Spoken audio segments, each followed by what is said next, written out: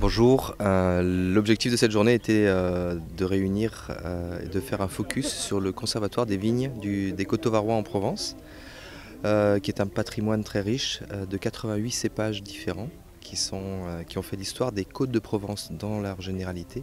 Ça a été un gros travail mis en place par les Coteaux-Varois et on a l'honneur donc d'avoir ces vignes et ce vignoble au cœur donc de l'hostellerie de l'abbaye de la Selle, dans les jardins de l'abbaye. Voilà, donc on est très heureux d'avoir monté cette opération avec les Coteaux-Varois, Philippe Bréban et Pascal Cortès. Et l'idée était de pouvoir inviter donc bien entendu Alain Ducasse et Jules Bianchi, l'enfant du pays, très beau champion et en devenir en plus avec sans doute un énorme potentiel pour lui. Je suis venu ici il y a une quinzaine d'années, j'ai trouvé ce lieu magique et j'ai toujours plaisir à y revenir, ce qui ne m'interdit pas d'apprécier ce qui se passe dans le monde, mais de se rassurer, de revenir à l'origine.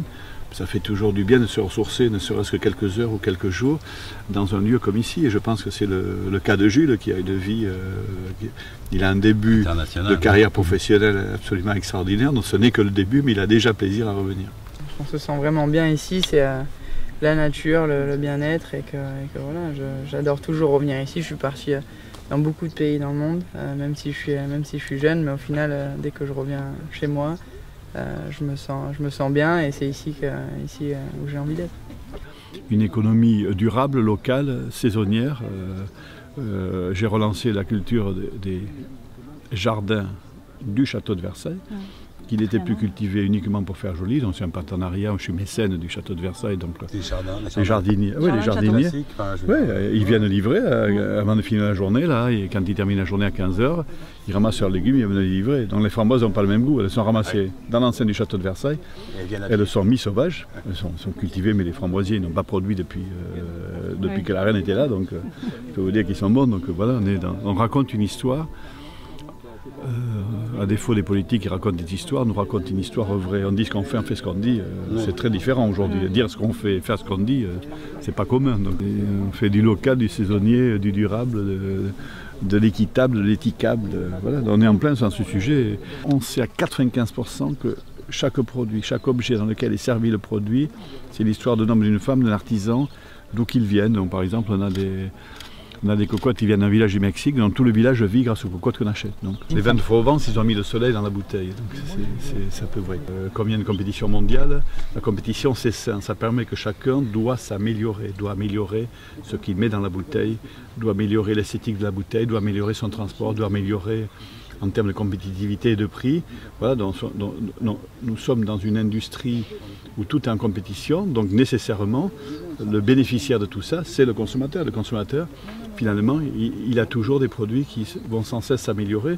Et dans cette course-là, les Coteaux-Varois se débrouillent bien. Enfin, c'est une nécessité, et c'est une positive nécessité d'être en compétition. La Maison des Vins, d'abord, a été créée en 1996. Et depuis cette date-là, est ouverte au public. Et nous recevons entre 8 et 10 000 visiteurs chaque année.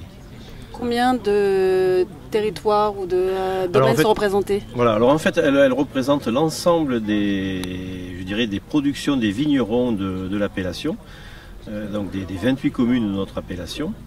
Et nous avons actuellement 180 références de vins, tant en blanc qu'en rosé, qu'en rouge. Voilà. Alors, disponible à la fois à la dégustation, bien sûr, puisqu'il y a toute une sélection de vins à la dégustation chaque semaine, et disponible aussi, bien évidemment, à la vente.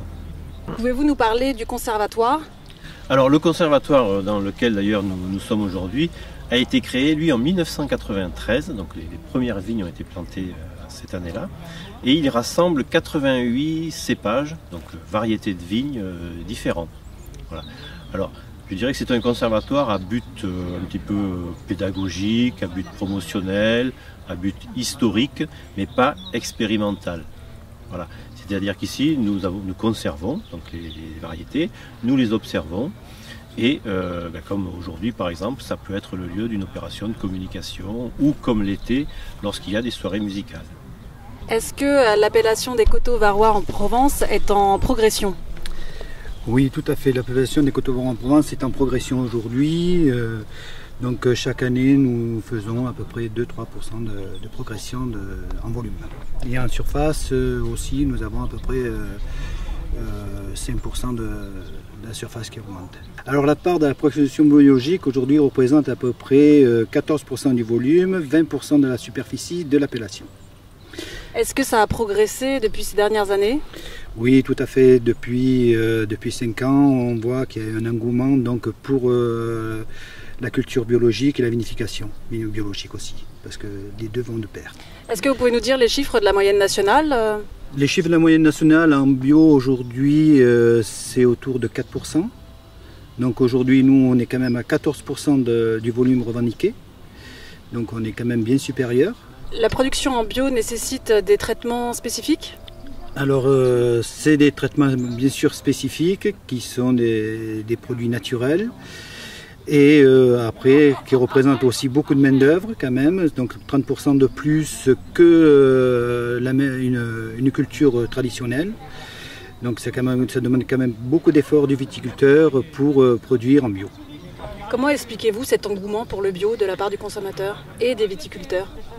Je pense qu'aujourd'hui, les consommateurs recherchent une certaine authenticité du produit. Et est-ce que c'est vraiment plus cher d'acheter bio? Vraiment plus cher, oui, un petit peu plus, parce qu'aujourd'hui, au niveau rendement, ils sont quand même un peu inférieurs. Il y a quand même 5 à 10% de moins qu'une culture traditionnelle. Donc on est obligé de répercuter un petit peu le prix sur la bouteille. Mais la part du bio augmente aujourd'hui. Bonjour Jules, qu'est-ce qu'un coureur automobile vient faire ici, en plein milieu du centre-Var? Alors le centre-Var, c'est un petit peu mes racines. Je suis né à Nice, mais j'ai vécu de 10 ans à 22 ans ici à Brignoles. Ma sœur habite toujours à La Selle, donc ma maman a un restaurant à Brignoles et elle habite aussi ici. Donc forcément, ça me fait du bien de revenir un petit peu voir tout le monde et de passer des moments comme ça très reposants. La semaine dernière, j'étais à Singapour, la semaine prochaine, je serai au Japon. Donc forcément, c'est un petit peu différent d'ici et ça me fait plaisir de venir voir un peu tout le monde. Vos projets? Alors là, ça va être donc le Japon la semaine prochaine. Ensuite, il restera 4 Grands Prix après celui du Japon. Il faut que je finisse la saison dans les meilleures conditions possibles, essayer de faire des résultats constant comme je l'ai fait depuis le début et puis on verra ensuite l'année prochaine s'il se passera. Avez-vous des projets ici? Ici, à court terme non, mais je veux peut-être faire une course de karting à la fin de l'année. Voilà, je vais essayer de revenir un petit peu aux racines sur la piste de karting où mon papa m'a tout appris et refaire une course pour m'amuser. Y a-t-il de jeunes Jules Bianchi en herbe sur le karting de Brignoles?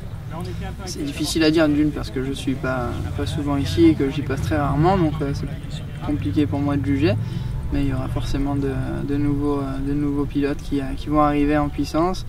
J'en connais un qui habite à Brignoles qui s'appelle Timothy Peslon, mon papa s'en occupe, donc je le connais un petit peu plus personnellement et il a l'air d'aller très vite, donc il faut qu'il continue comme ça. Il y a encore beaucoup de chemin jusqu'à la Formule 1, je sais de quoi je parle puisque quand j'étais en karting, j'étais loin de penser que ça allait être aussi dur d'arriver en Formule 1.